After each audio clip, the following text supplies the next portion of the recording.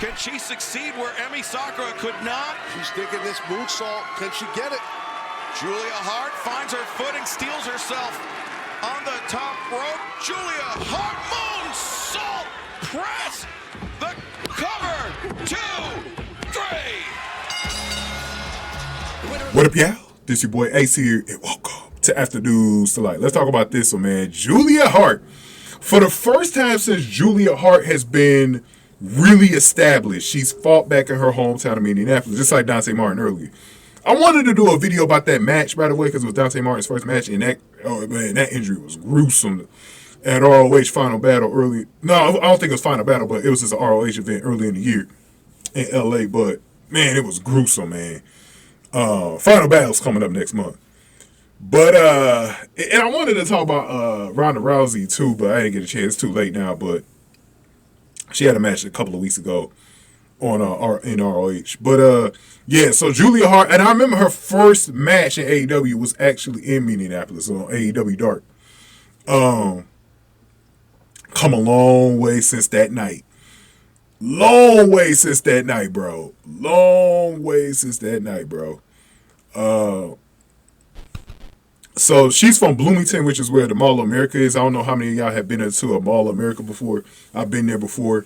Bloomington is also where the Vikings and the Twins used to play before they moved to downtown Minneapolis at the Metrodome. And now y'all know the Vikings, they play at the US Bank Stadium, and the Twins, they play at Target Field downtown. But they used to play at the stadium called the Met in Bloomington, and it used to be notoriously, it used to be 1-2 or 1-2-3 with Lambeau Field, Soldier Field, you know, as the coldest stadiums in the NFL back in the 70s and before the Metrodome came up in the 80s, bro. But it's crazy, man. But yeah, so she was able to fight in front of her hometown fans, and it felt like, for the first time, it felt like since she turned heel, it felt like she was a babyface here. The fans chanting her name, and Emi was a true heel in this. She was taunting Julia and all this other stuff. She was doing a lot of stuff. It actually looked like if this was a series match, you could have felt like Emi Sakura could have shockingly came out with the title, but we know that wasn't going to happen though. But this was for the TBS Championship. I believe Julia has defended it twice now since she's gotten it at Full Gear.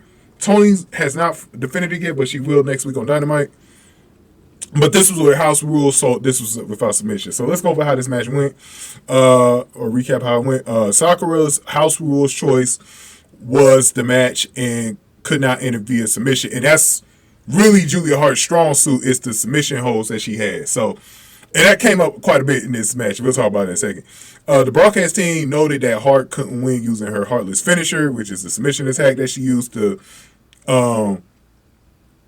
She didn't beat Sky Blue using it, but she has won a lot of matches using it.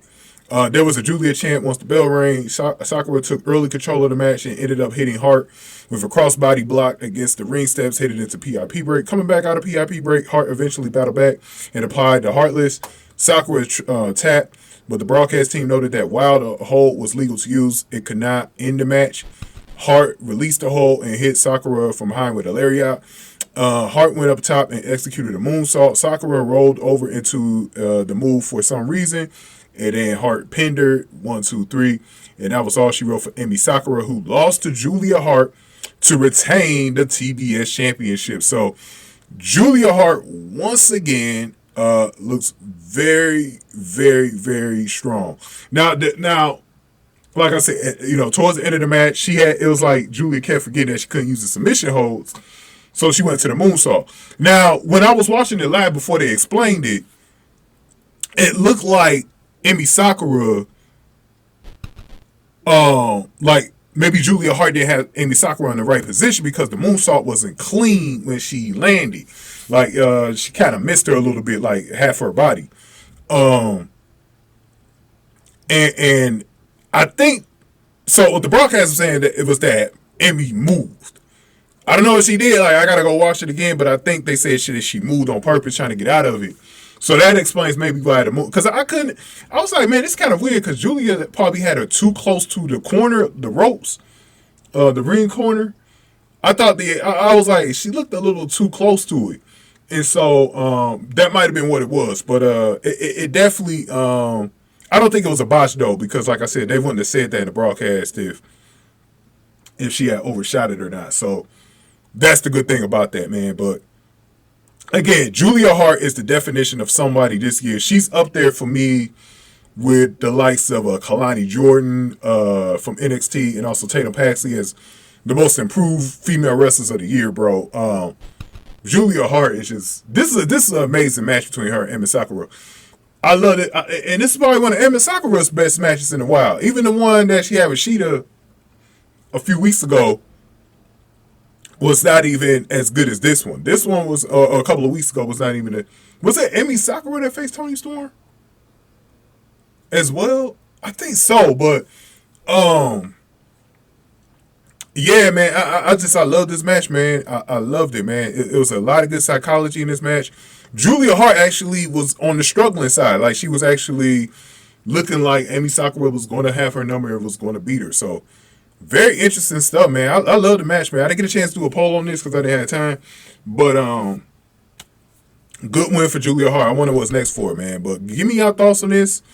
I loved how the Minneapolis crowd, cheered for her and rooted for her and all that stuff, despite her being a heel. And I haven't seen the Sky Blue stuff with her yet, so I wonder when that's on the horizon. So that's definitely something I'm looking out for. But go ahead and give this video a like, share, subscribe. Y'all. Thank y'all for watching this one. After News to Light.